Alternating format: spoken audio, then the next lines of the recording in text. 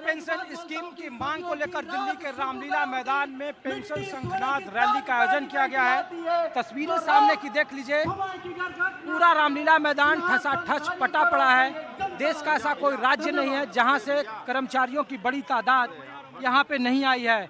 18,000 kilometre की यात्रा old pension scheme को बहाल करने के लिए जो national movement for old pension scheme जो NMOPS का जो संस्था है उसके तत्वावधान में ये रैली का आयोजन है, जहां पे पुरानी पेंशन स्कीम योजना को लागू करने का लक्ष्य है।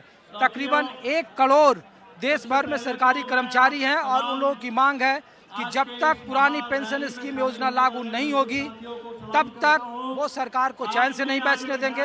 हालांकि इसके राजनीतिक मायने भी निकाले जा रहे हैं।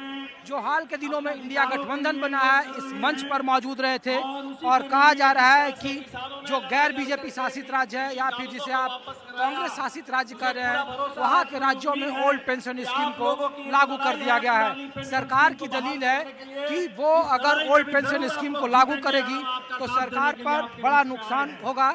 और बड़ा नुकसान इसलिए होगा क्योंकि लगता है कि 2042 तक सरकार को एक जो आर्थिक स्थिति है उस पर बड़ा भारी नुकसान इसलिए पड़ेगा क्योंकि इससे आर्थिक वित्तीय बोझ बढ़ेगा और लिहाजा न्यू पेंशन स्कीम देश के हित में है। लेकिन 2024 का लोकसभा चुनाव होने वाले 5 राज्यों के विधानसभा चुनाव में इन कर्मचारियों ने ऐलान कर दिया कि अगर पुरानी पेंशन स्कीम लागू नहीं की गई तो वोट के चोट के जरिए वो दिल्ली की सल्तनत को आने वाले वक्त में बदल देंगे। लोग अपनी मांग को लेकर पहुंचे हैं, जिन्हें समर्थन देने के लिए दिल्ली कांग्रेस के प्रदेश अध्यक्ष अरविंदर सिंह लवली पहुंचे हैं, हमारे साथ मौजूद हैं।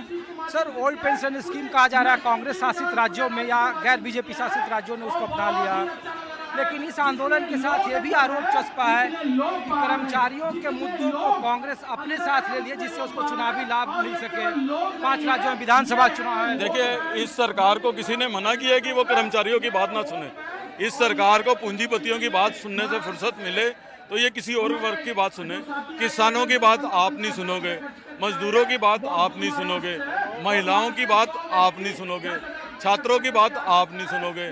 सरकारी कर्मचारी बेचारे जाएं तो जाएं कहाँ। तो कांग्रेस इनके साथ मजबूती के साथ खड़ी है और निश्चित तौर पे पूरे देश में जिस तरीके का माहौल है, इस सरकार को समझ लेना चाहिए कि उनके दिन गिनती के हैं। और तस्वीर आप पहले देख लीजिए रामलीला मैदान की कि कितनी बड़ी तादाद में देश के अलग अलग राज्यों के लोग यहाँ पहुँचे हैं।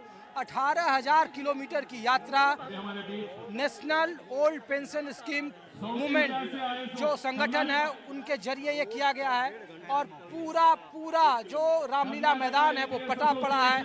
ऐसा कोई राज्य नहीं है जहां से सरकारी कर्मचारी यहाँ नहीं आए हैं और कहा जा रहा है कि अगर पुरानी पेंशन स्कीम को नहीं माना गया तो आने वाले 2024 के लोकसभा चुनाव और 5 राज्यों के विधानसभा चुनाव में सरकार को मुंह की खानी पड़ेगी। हमारे साथ OMPS के राष्ट्रीय अध्यक्ष संधू साहब हैं, उनसे बात करते हैं कि आखिर उनकी मांग क्या है और किस तरीके से वो। भाई साहब, एक सवाल पूछा जा रहा है कि ओल्ड पेंशन स्कीम 2003 में खत्म कर दी गई, 2004 से लागू कर दिया गया।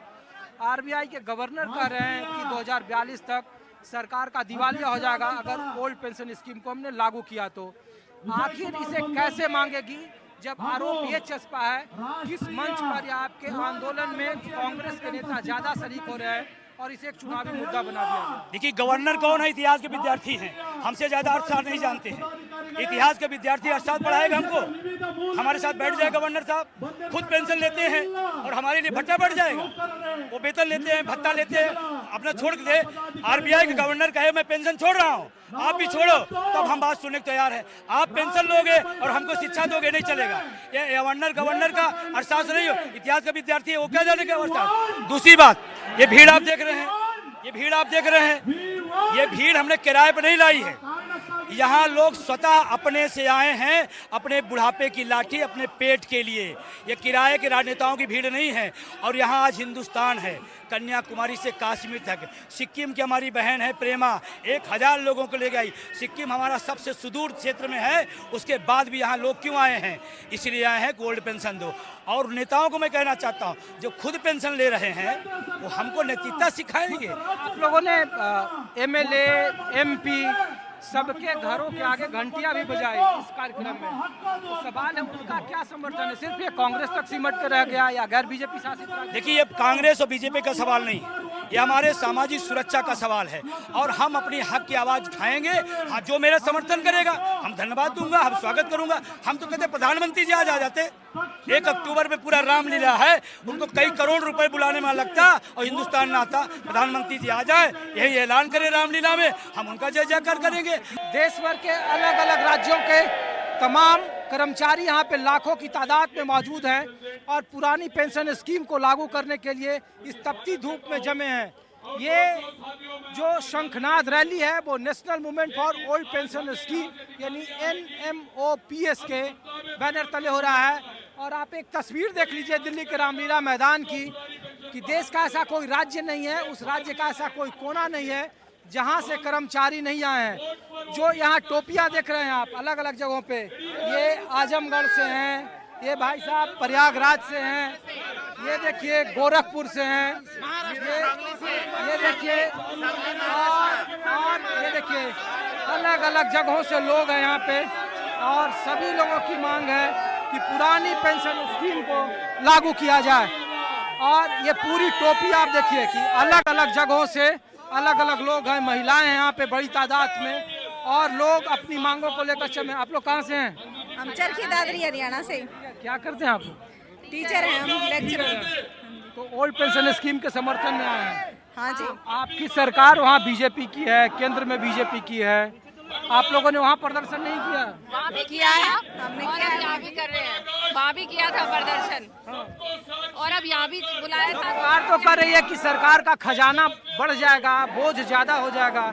आपको पुराना कोई बोझ नहीं होगा सरकार पे। सरकार इतना खर्च कर देती है बिना काम के चीजों में। पेंशन बहाल करने में सरकार को लाभ है, क्योंकि जो हमारा NPS का पैसा कटता है वो प्राइवेट सेक्टर में जाता है, उसमें सरकार को कुछ नहीं मिलता है। और NPS अगर OPS में पैसा कटेगा तो सरकार के खजाने में जाएगा, उससे सरकार विकास का कार्य करेगी। विधायक सांसद 4 पेंशन ले रहे हैं, हमें एक पेंशन की आवश्यकता है बुढ़ापे की लाठी NMOPS के तहत हमें भी पेंशन चाहिए। हमारे पूरे कर्मचारी को चाहे जीना पड़े, चाहे ये रामलीला का मैदान गवाह बनेगा।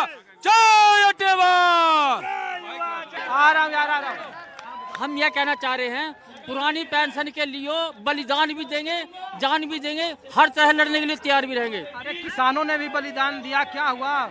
किसानों ने भी संघर्ष किया, किसान को तो 13 महीने सरकार। किसानों को मिला हो या ना मिला हो, लेकिन हम लेकर रहेंगे, बिल्कुल लेकर रहेंगे, नहीं दी तो बिल्कुल लेकर रहेंगे। हर तरह से कुछ भी बलिदान करना पड़ेगा, हर तरह करेंगे। आप बताइए कहाँ से आप? आइए जरा ये हाँ बताइए। बहुत बड़ी विडम्बना है भारत देश के लिए कि कर्मचारी जो 30 साल तक सेवा में मेहनत करता है, ईमानदारी से अपना काम करता है, यहाँ तक कि उसको ऐसे आदेश पारित कर दिए जाते हैं कि रविवार के हॉलीडे की छुट्टी में भी वो काम कर रहा है और उसके लिए पेंशन नहीं है, बुढ़ापे का सहारा नहीं है। ये बहुत दुखद है। भारत की सरकार को, राज्यों की सरकार को ये सोचना चाहिए कि आप शपथ लेते ही तुरंत आपको पेंशन मिल जाती है और यहाँ 30 साल की सेवा के बाद, रिटायरमेंट के बाद NPS में क्या पेंशन बन रही है साहब? 750 रुपये, 1050 रुपये, 2000 मैक्सिमम अभी तक सुना है जो रिटायर हुए हैं। 2000 रुपये तो एक दिन में अस्पताल में खर्च हो जाते हैं। कैसे हम अपना जीवन उपार्जन करेंगे बुढ़ापे में? ये बहुत मजाक बना रखा है। हम तो एक बात कहते हैं कि भाई ये अंग्रेजों के समय से, यानी ईस्ट इंडिया कंपनी जब आई थी उसके बाद से मुगल शासन में भी ओल्ड पेंशन स्कीम यानी पेंशन मिलती थी राजा महाराजाओं को भी, हमारी छीन ली गई है। सरकार आत्मनिर्भर भारत की ओर बढ़ रही है, आत्मनिर्भरता सरकार। ठीक कह रहे हैं आपने सही बात की। आत्मनिर्भरता, आज बेरोजगार युवा जो है क्रोधित है पूरी तरह से, नौकरी नहीं मिली पिछले 5-7 साल से जो रिकॉर्ड देखा जाए। जो मोदी जी ने कहा था कि इतने करोड़ रोजगार देंगे, आज पढ़ा लिखा युवा धरती पर आ गया है, सड़क पर आ गया है, क्रोधित है। वो ये जानता है कि ये स्वावलंबी ऐसे नहीं बना सकते कि बैंक से लोन लिया जाए और उसके बाद कोई कार्य किया जाए। मान लिया कार्य असफल हो गया तो वो लोन कैसे चुकाएगा? इतने सक्षम हर कोई तो है नहीं कि वो अपना व्यवसाय कर ले। 24 में क्या होगा? सरकार कह रही है कि इन्हीं कर्मचारियों का समर्थन है, आप लोगों को बहलाया फुसलाया जा रहा है। कोई बहलाया फुसला नहीं जा रहा। हमारे नेता नहीं है, ये ये नेता नहीं है, ये कोई पॉलिटिक्स नहीं है, पार्टी नहीं है, ये हमारा रोजी रोटी के लिए एक संगठन है। और जिस दिन ये मांग पूरी हो जाएगी संगठन खत्म है, कोई नहीं।